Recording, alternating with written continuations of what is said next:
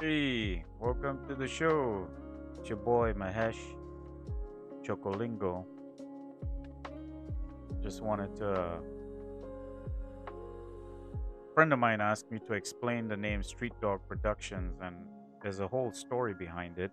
So I wanted to kind of take the time to go through where the origins of that name came in. So let me first start by saying that ever since I was a young lad myself, I've always wanted to be in the movie industry.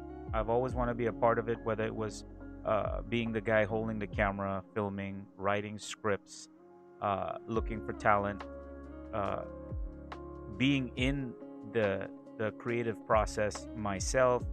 I worked extensively with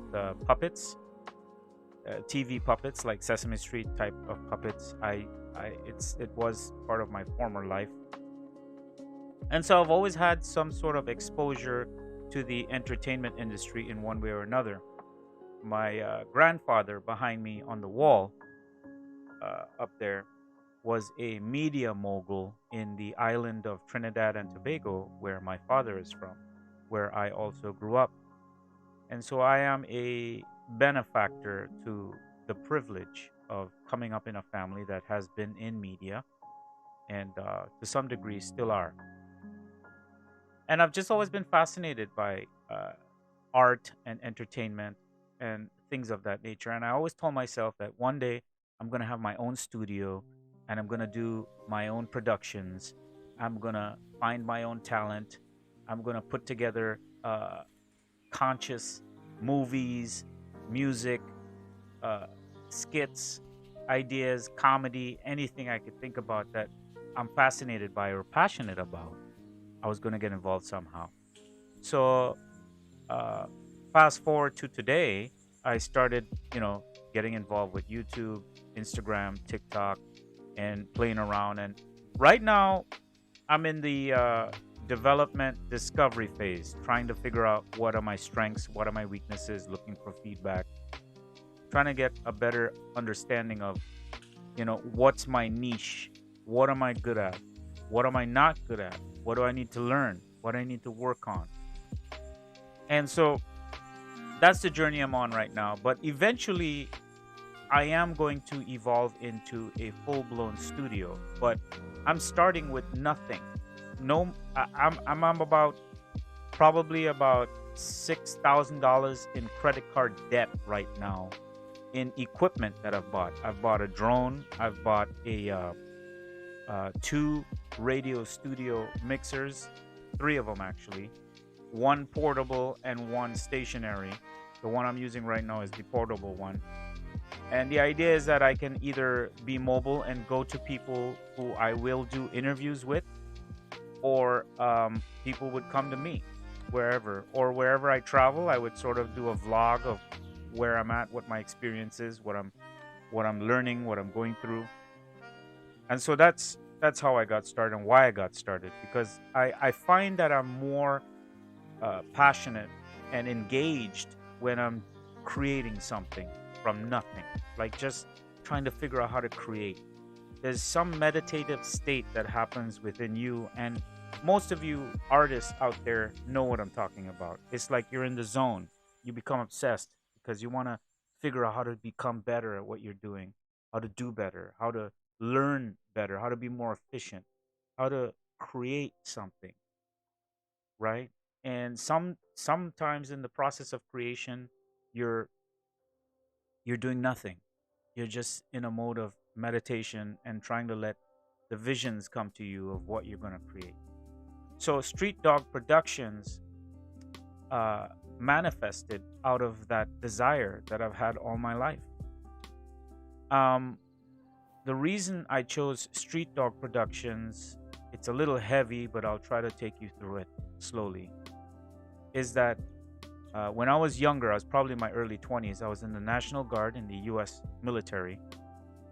And I met uh, an Indian girl from India. Now, in India, they have something called caste systems. I grew up sort of in a very modern family where we didn't we didn't care too much about caste systems or got involved in understanding what it was really. So about 2002 or whatever, I hook up with this beautiful girl from India, and we start a relationship. And during that relationship, things got hot and heavy, and the parents got involved. And many of you don't know this, but Indian parents are very protective. And when I say protective, it's to the point where it gets extreme. And a lot of you Daisies out there know what I'm talking about, right? You come from it. So I'm an outsider. I am this American born Trinidad and Tobago family slash my mom's from Venezuela mixed boy with all these outsider qualities. I don't adhere to any traditional values. I don't have any foundation. And I hook up with this person who has a tradition, who has family values, who has a foundation, and who has a structure that they have to abide by in their culture. But at the time, in retrospect, I didn't understand that, right? So that's just me learning. So as this relationship sort of grew, uh, the parents got involved, and it became sort of not too nice. It became sometimes violent. Um, Unfortunately, sadly for that person, her father, took his own life, and things really began to spiral out of control. And the mother of this person at that time, when I went to her to say that I wanted to take her daughter's hand in marriage, her mother said to me, "You are not worthy of my daughter," which at the time I was in disagreement, but you know what? She was right, but I couldn't see it then. So that's why I'm saying it now. Because, as you grow older, you look back and you realize that, you know what? Everything in your life happens for a reason, right? So, in the process of her telling me that she's not, my American mentality kicks in. And I was in the military at that time, and I got very hostile. And I said, "You can't stop me," And then she threatened to call the police, because at the time I think the person was 16 and I was like I had just turned 21 or something like that, and she was just going to turn 17 or something like that. And so there was a little bit of that problem there. And so the mother was throwing all this stuff at me, and then it got to a point where she got violent, and she said, "You and your whole family are street dogs." And in that moment, I felt my heart sank into my stomach, and I felt devalued. I felt demoralized. I felt like I was worth less, worth nothing. And I felt like I was attacked. Like, how could I be stripped away of my humanity and my dignity for all of this? Now, the story goes on further where I jump on a plane and I fly to India to look for this person. And when I do meet this person, they say, "Look, it can never happen because you are from a different culture, you're from a different background. I grew up with these values. You don't have any of these values, and it will never work." And they were right, 100% right. But you see, in the moment, you're blinded by your ego, you're blinded by your youth, you're blinded by, hormones and chemicals coursing through your veins, and you're why, and you're pounding your fist at that stage because you're a young person. You're ignorant. You haven't figured out life yet. Now, so fast forward, skip all of that. I come back to America. I go back to my military posting, uh, stationed stateside, and I'm going through my days, and I'm struggling with depression, and I'm struggling with, you know, mental health issues at that time because I was a young person. I didn't have any guidance, didn't have. Now, there was a lot of influence around me that was positive, and I thank God to this day, or the universe, that I had that around me. People started coming into my life who helped me rise up out of that slump. And, I could go on with the list of names, like Christina, Carlo, Donald, Jim Whitman, Chris, Sean. I mean, people, Fairfield, Iowa is a beautiful place, people. And I was lucky that I grew up there and I lived there. And at the time, I didn't know it, but these people were helping me through a mental illness that I didn't know I had because I didn't understand what was happening to me at that time, right?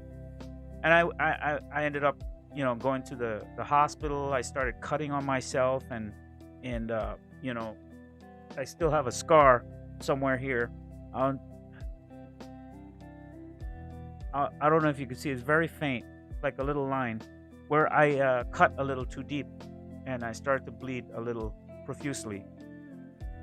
So there was a journey, right? There was this thing that I was on that I didn't know I was on, and I was just living life in a very emotional, reactionary kind of a way.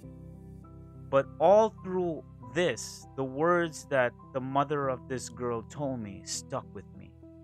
You are a street dog, and your entire family too, and you will never marry into this family. I went literally for all of my life carrying that with me like a brick. And a few relationships later, fast forward, I ended up going to India to be with my father, and I spent time in India. And I got exposure to. So that was my second trip to India. My first trip, I went. It was just to get this person into my life, and so I didn't take the time to get to know India or absorb what India was at that time. In the first time I went, the second time I went, my father invited me to come. I was going through a sabbatical. I was trying to figure out what I was doing in my life. What direction was I going to head? What does life mean? I was really struggling with a lot at that time. And I talked to my dad one day on the phone, and my dad said, come to India. Come and spend some time with me, and, you'll get an experience, and, don't worry about it. I'll get you a wife here and all that stuff. Dads, they're always trying to hook their sons up. Well, my dad was, at least. So I go to India, and I had a lot of great experiences there. I could make a whole episode about that, but just to kind of rush through the story a little bit, during my time in India, I was struggling with this thing for years. I carried it for almost 10 years. The stigma that I was less than, that I was no good, that I was beneath, right? I wasn't good enough. And I went through all my youth, from my 20s probably up until my early 30s, carrying that baggage with me. It was my chain, it was my ball and chain. And so this street dog comment stigmatized my outlook towards life and myself. And it made me like a victim. I was doing it. I was doing it. Wasn't happening outside of me. I was creating that story in my head and living that story, right? So the point I want to come back to is, so while I'm in India, like I said, there's many stories I could get into in other episodes. And if that's what you want, please leave comments down below, and I will make more episodes with my own personal experiences in my travels. I wish I had more video footage and photos, which I have some. I'll share along the way. While I'm in India, I start noticing street dogs because, they say what you put your attention on grows. Whatever you're looking at or have in your mind or dwell on, that's the thing that life will always show you or throw at you. So everywhere I would go in India, I would always notice street dogs. I'd always see them everywhere. I would always observe how they behave, and I would always look at how they are. And there were some other things in India too that happened where I saw people being treated or not being treated properly. And there was a certain level of fight for injustice that came out of me. And I started to get more active and involved with standing up for people when I was there. And the one thing I noticed about street dogs in India was that they were survivors. They found a way to survive every day, and they knew where to go to get their meals. They knew how to hunt in packs. They knew how to survive in such a chaotic, harsh environment. They weren't wanted, but yet they knew that they had to live, they had to exist, right? Very simple. And so my view towards that term started to change. I started to notice an admiration and a love towards these creatures that I was compared to. And it made me realize, like, why am I taking that term and making it so negative and adding all that baggage and weight to it? Why don't I take this term that has been that has enslaved me all my life and turn it around into something positive, right? I just had that thought. And that's what I did. I looked and observed what these dogs had to go through and how they lived. And I saw some elements that I could use in my outlook or the way I perceived life, right? And I looked at me and how I lived my life and I went, yo, I survived a lot. I went through a lot. I endured a lot, and here I am. I am exactly like those street dogs. I woke up every day and pushed through to the next day with all my mental issues and trials and tribulations that I had to endure. I got up every day and I made it through to the next day. And I've lost a lot of friends to suicide in my lifetime, folks. I can't even count on my hands the amount of people close to me that I've lost to suicide, and I could have been one of them. So, what I'm trying to say is, Street Dog Productions was a fitting name for my studio and my business, because it was the moment I realized that I empowered myself. I took a story that was a negative and I turned it to a positive.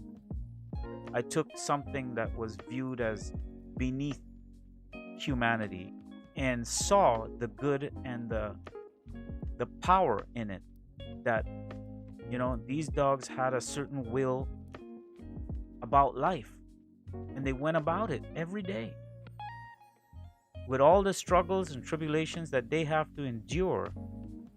They kept fighting through and pushing through to the next day. And I thought, what a neat idea for me to attach my business to. Never give up. And so that is how the name came about. And I hope that explains it and kind of puts it in the context. And I look forward to working on a lot of different creative projects. I am trying to set up some interviews with some artists that I know personally, and sort of have some one-on-ones and maybe collaborate and come up with some ideas. And again, people, I would love your feedback. If you have anything or ideas or things you want to see, things you want to have talked about, or perspectives on things, or maybe you want to develop a song or work on a movie or have an idea for a skit and you want to work with me, leave a comment, DM me, and we'll figure this out. All right. I really appreciate you listening to my story. Thank you very much. And I hope to catch you on the next one. Thank you. God bless. Never give up.